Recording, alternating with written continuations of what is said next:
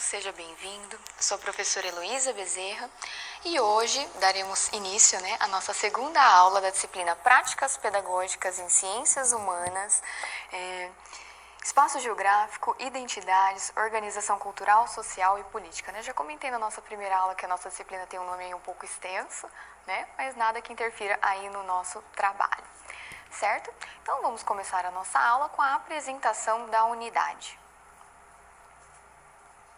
Da sala de aula para fora, quais seriam os limites e as potencialidades das ciências humanas, Estamos tratando aí das práticas pedagógicas em ciências humanas para a compreensão e transformação de questões do tempo presente. Então, na nossa primeira aula, já conversamos aí essa questão dos reflexos, das heranças, do período colonial até os dias atuais, o que permanece aí ao longo da nossa história e continuaremos também tratando dessa questão, então, das heranças desde o período colonial, o que a gente tem ainda nos dias atuais e os reflexos para as ciências humanas. Continuando o nosso slide. Valorizar a relação entre o conhecimento trabalhado dentro da sala de aula com as experiências que ocorrem fora dela. Outro ponto também que já abordamos na nossa primeira aula, certo? Valorizar sempre o conhecimento que o nosso aluno traz da vivência, das experiências que ele tem fora do ambiente escolar. O ensino, a educação, o conhecimento e a aprendizagem não se dão apenas dentro das quatro paredes ali da sala de aula, ou entre os muros da escola.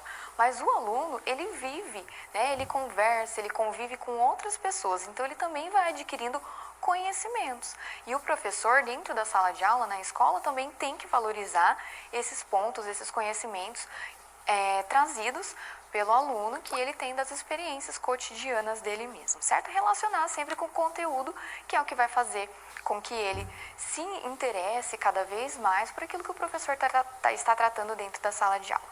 Nosso próximo slide, ainda tratando da apresentação da unidade, nós professores devemos criar situações didáticas que instiguem os estudantes a estarem presentes na aula. Isto é, atentos e interessados. Eu sei, ressalto mais uma vez que às vezes isso é um desafio, mas é o nosso papel enquanto professor, naquela atmosfera criada para que ele, ao mesmo tempo em que analisa uma imagem, um gráfico, um mapa, também seja capaz de refletir como pensa o mundo que ele habita. Então, qual seria essa atmosfera criada para o nosso aluno? A sala de aula, a escola, Esse espaço é criado, elaborado para que ele consiga desenvolver aí, consiga aprender, os conhecimentos, os conteúdos propostos aí pelo professor. Então, o professor tem que pensar em maneiras aí de instigar o interesse do aluno, trazer, utilizar-se de metodologias que sejam interessantes. Dentro dos conteúdos, vimos lá na nossa primeira aula, pensar na atividade diagnóstica, verificar o que ele sabe, o que ele não sabe, para, a partir daí, conseguir desenvolver os conteúdos e o trabalho dele, Porque se o aluno não tem a base, para ele vai ser super desinteressante ali prestar atenção no que o professor está falando. Então, a gente tem que ter sempre esse cuidado, Já criamos aí essa atmosfera. Nem sempre é apropriada, a gente sabe que a sala de aula, às vezes, não tem a estrutura que a gente realmente gostaria, dependendo da escola que a gente vai trabalhar, mas a gente tem sempre que desempenhar aí o melhor possível o nosso papel. Continuando. Qual será a nossa situação-problema para a aula de hoje? Já conversamos aí ao longo da primeira aula que em cada aula da prática pedagógica, da nossa disciplina, nós temos uma atividade principal a ser desenvolvida com base nos textos que estão lá nas nossas web-aulas. A situação-problema de hoje é elaborar uma sequência didática contendo aí entre 4 e 8 aulas, então não pode ser muito extenso, mas também não pode ser muito curta, cujo tema central seja a estrutura fundiária brasileira e a produção e o consumo de alimentos no Brasil. Essa sequência didática deve ser voltada a estudantes do segundo ano do ensino médio e considerando trabalhar com a música Saga da Amazônia, de Vital de Farias. Então, nós temos aqui apontando que é considerar trabalhar com a letra da música, não é um item obrigatório. né? Falando então de metodologias diferenciadas, né? O que o professor costuma utilizar sempre em sala de aula? Livro didático, né? Porque às vezes é o material que ele tem disponível, que é o mais fácil, que os alunos também têm acesso, mas sempre que possível a gente consiga aí utilizar outros materiais. Na aula 1, falamos do uso de livros, né? De literatura. Para a aula de hoje, então, a sugestão é utilizar letras de música para desempenhar aí, dar continuidade, ser o pontapé do trabalho, do conteúdo a ser abordado. Então, a música aí, Saga da Amazônia, do Vital de Farias. Você conhece essa música? Ela não é muito nova, não, mas a letra aí dá para abordar diversos conteúdos, inclusive o proposto para a nossa situação problema. Vamos escutar aí, conhecer um trecho da música.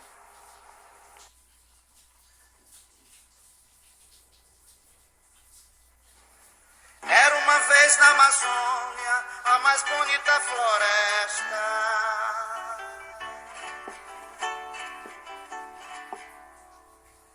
Mata verde, céu azul, a mais imensa floresta.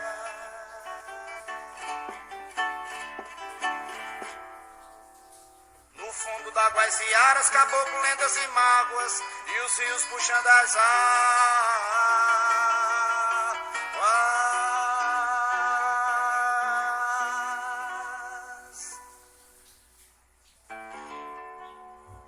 Papagaios, periquitos, cuidavam de suas cores. Os peixes singrando os rios, curumins cheios de amores. Sorria o jurupari, o irapuru, seu porvir. Era flora, fauna, frutos e flores.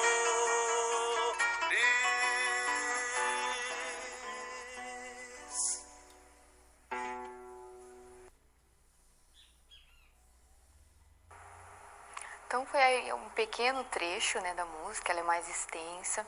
Caso você não tenha compreendido, você pode pesquisar também a letra dela para acompanhar, que já é uma sugestão, né? Quando a gente vai trabalhar com música em sala de aula, a gente tem aí várias alternativas. A gente pode levar a letra impressa para que o aluno faça a leitura, interpretação e desenvolva as atividades propostas pelo professor, ou a gente pode levar realmente o áudio, né, para que ele escute também a música e vá acompanhando aí a letra, caso ele não consiga compreender também só através do áudio, né? A gente tem os alunos que compreendem melhor ouvindo, outros compreendem melhor lendo, né? Então a gente tem que diversificar aí.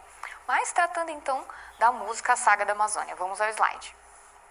A música retrata a riqueza da fauna e da flora da floresta amazônica, né? Então, quando a gente está tratando de fauna e flora, a gente está falando da vida animal e também da vida vegetal, que aos poucos vai sendo devastada, seja através de queimadas, através de desmatamentos, né? Derrubada aí das árvores mesmo. E trata também de conflitos entre grupos sociais com interesses diferentes e opostos, né? Na ocupação da Amazônia. No que também diz respeito à preservação e à exploração e à sobrevivência da floresta, entre outros aspectos. Quem seriam esses diferentes grupos sociais? Nós vamos ter aí os indígenas, os trabalhadores, os empresários, né, aí, do agronegócio, no caso. Então, nós temos diversos grupos sociais com interesses na região da floresta amazônica. A música também aborda relações de trabalho entre diferentes povos, né, entre diferentes interesses aí de população, grupos sociais, como dito no slide anterior. Através da música, é possível que a gente faça uma atividade de refletir sobre possíveis soluções para este problema do desmatamento na floresta amazônica, desculpe. Também é possível, né, a gente trabalhar com os alunos sobre os conflitos entre grileiros e poceiros, que são comuns nessa região, mas também em outras regiões do Brasil. Então, levar para a sala de aula alguns dados, algumas informações e fazer a comparação entre as diversas regiões, né, como que se dá essa situação de conflito. E estão relacionadas também à distribuição de propriedade de terra no nosso país. Quem seriam os grileiros e os poceiros, né? Explicando de uma maneira bem breve aqui, os grileiros, então, aqueles que se apoderam de terras alheias através de falsas escrituras da propriedade. E os poceiros, aqueles que ocupam a terra pública, né, terra devoluta, também pode ser abandonada, e passam a cultivá-la, né? Então, eles tomam posse mesmo dessas terras. Então, aí é uma explicação mais geral da letra da música, a Saga da Amazônia, e já algumas sugestões de como a gente poderia trabalhar em sala de aula, já que a nossa atividade para a aula de hoje é pensar nessa sequência didática. Se eu tenho de 4 a 8 aulas, então eu tenho que pensar numa série de atividades a serem desenvolvidas durante esse período aí, né? Se vão ser 4, 5, 6, 7 ou 8 aulas que você está pensando para a sua sequência didática. Continuando o nosso slide. Qual será a perspectiva norteadora da nossa elaboração da sequência didática? Né? Construção de conceitos, primeiramente, né, para qualquer aula que a gente for elaborar, não especificamente apenas nessa sequência didática, a gente vai trabalhar com construção de conceitos. Lembre-se lá do nosso caderninho, do nosso glossário, né, sugestão na primeira aula, já é uma atividade que a gente pode trabalhar, pode ir inserindo conceitos também no nosso caderninho. Também temos aqui como perspectiva o raciocínio sobre o espaço e tempo, né? Nós estamos falando do período colonial, dos dias atuais, desses reflexos e heranças, então nós temos que trabalhar com essa questão espaço-temporal. Compreensão sobre as heranças que levaram à atual distribuição de terras no Brasil e perspectivas futuras de possibilidades de transformação a partir do tempo presente. Então, fazer sempre essa reflexão, né, com o passado, como se dá, né, a nossa situação no presente e também o que a gente pode fazer, né, se a gente está de acordo ou desacordo com a atual situação, quais as ações nós podemos tomar para que o futuro seja diferente do passado, da situação do presente, né? Então fazer com que o aluno consiga refletir, né? Nós queremos criar aí dentro das ciências humanas alunos críticos, vamos levar questões críticas que o aluno consiga aí refletir também. Por que se dá essa situação? Dá para resolver, para mudar? O que eu, aluno, posso fazer? O que os meus colegas podem contribuir também? Né? Então, levar sempre esse tipo de reflexão para a sala de aula. Continuando o nosso slide. Vamos para o primeiro texto, né? Já que temos aí diversos textos ao longo da nossa aula para subsidiar o desenvolvimento da situação-problema, da sequência didática. O nosso primeiro texto é do Hans Staden, Portinari em Devora, Hans Staden. Conhece esse nome aqui? Portinari, né? Um famoso pintor, o Cândido Portinari, foi responsável por pintar, retratar a narrativa feita pelo Hans Staden. A narrativa do Hans Staden contribuiu para a formação da imagem do Novo Mundo, uma paisagem que ao mesmo tempo era natural e exuberante e também era paradisíaca ou infernal. Então a gente tem aqui a questão das paisagens, né? Aquela paisagem mais natural e a paisagem construída aqui. Nós inserimos as construções humanas e a própria população. E o que era esse novo mundo aqui então, né, que está falando? Como a América era conhecida naquele período do retrato do Hans Staden. Por que dizer que era paradisíaca ou infernal? Porque ela era muito diferente do que os europeus estavam acostumados, né? O Hans Staden veio passar um período aqui na América, visualizou toda essa beleza natural, né, as paisagens naturais, vegetação, fauna, flora, tudo, que era muito diferente do que ele conhecia.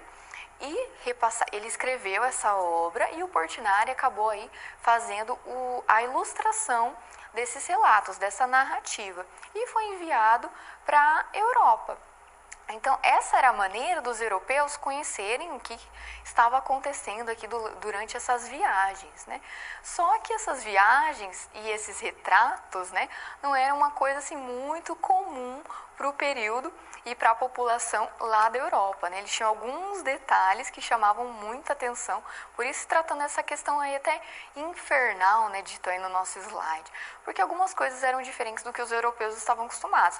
Por exemplo, a questão da nudez não era muito comum, ou uma outra prática que nós já vamos falar. Vamos ao próximo slide, que é Aqui, né? Então, o texto e as imagens do autor e de Portinari foram importantes para o imaginário que os europeus construíram dos povos indígenas, né? Que tinham esse modo de viver diferente dos europeus na época.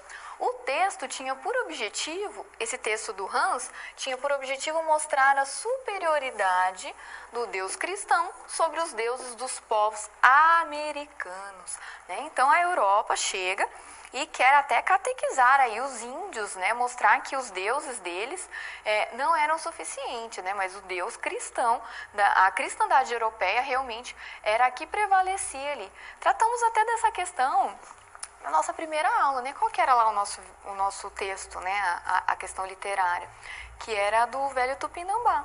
Não tratava também dessa questão do europeu com os ameríndios, né? Essa questão da diversidade de modos de viver, de se vestir, de falar, de tratar, né, os objetos, a própria natureza. Então, aqui está bem relacionado também. Continuando o nosso slide. Eu tenho agora uma questão. Por que essa questão? Desculpe, eu vou voltar aqui um pouquinho o nosso slide, né? A questão dos povos indígenas, que eu comentei que eles tinham além, né, da nudez, um outro ponto diferente dos europeus que chegou a ser infernal, né, retratado como uma questão infernal, que é agora sim a questão da nossa atividade, tem um momento de interação. Se você sabe o que é a prática antropofágica, né, a antropofagia, que é um dos elementos que foi observado, né, pelo Hans Staden e retratado pelo Portinari, pela população indígena aqui no nosso país, né? Isso que acabava sendo infernal e assustava os europeus naquele período. Deixo agora essa questão para você, retorno com a sua contribuição.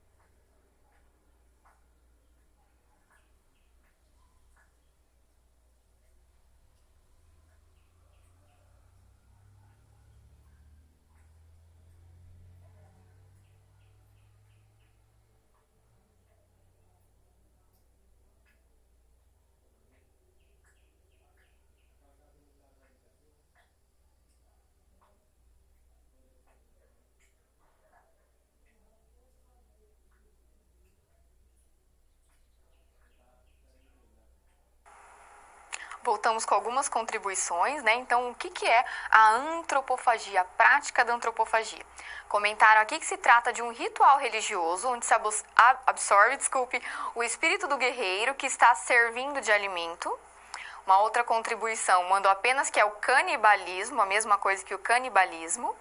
E a nossa terceira contribuição, antropofagia é a ação de comer carne humana, o que entre humanos é também conhecido como canibalismo, bem ali parecido com o anterior.